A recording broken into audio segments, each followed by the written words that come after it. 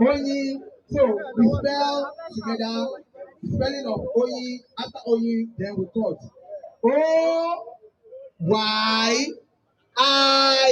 O-Y-I-N.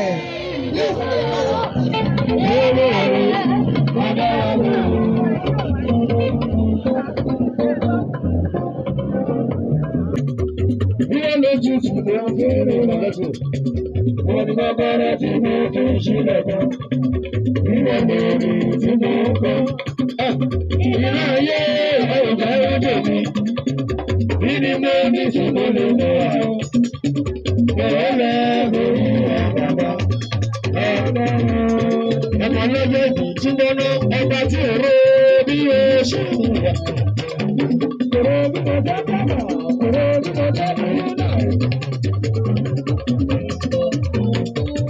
Dúpẹ́ fọlọ́wọ́ Elédùmarè tó dá sí. Agbọ̀mọ ọdún kan, ọmọ ọdún méjì, ọmọ ọdún mẹ́ta, ọdún mẹ́rin, ọdún márùn-ún. Aláàtì òyìnbó náà máa rẹ ọkọ̀ sẹ́kítẹ́ẹ̀tì. Ẹgbẹ́ mi sọ́jọ́ ọ̀pẹ wọn ní ẹ̀rọ ọba àlọ́dẹ̀ ìdíje. Òyìnbó náà Ọlọ́run tí ò rẹ bí ó ṣe ń ṣe. Adàbárí padà ló ń náwó yìí. Ọba tí òwe bí ẹ ṣe ìwàyé ó ṣàǹtọ́jú ẹ ló jẹ̀jú. Ìwé bí ẹ ṣe ayọ̀bọ̀lẹ̀ pẹ́lẹ́ bí ẹ ṣe ń ṣe à. Ìwé bí ẹ ṣe bẹ̀rẹ̀. Ọlọ́jọ́ kò sí bọ́lá ó yá ẹgbẹ́ bí ẹ ti dì.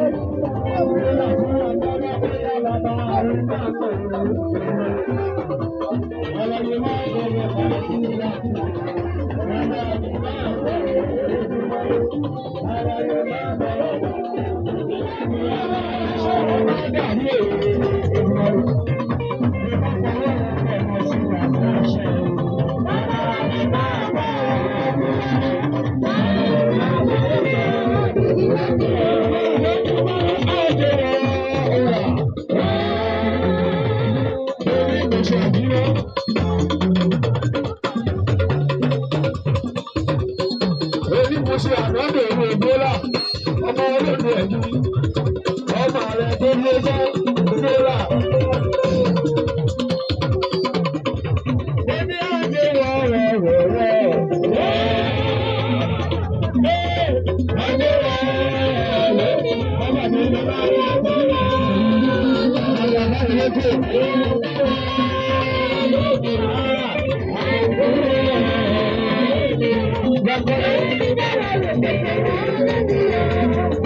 Nítorí ìmọ̀nà ló gbé sí ilé tí ẹ̀ kó gbé ní bàbá ìlú àyè.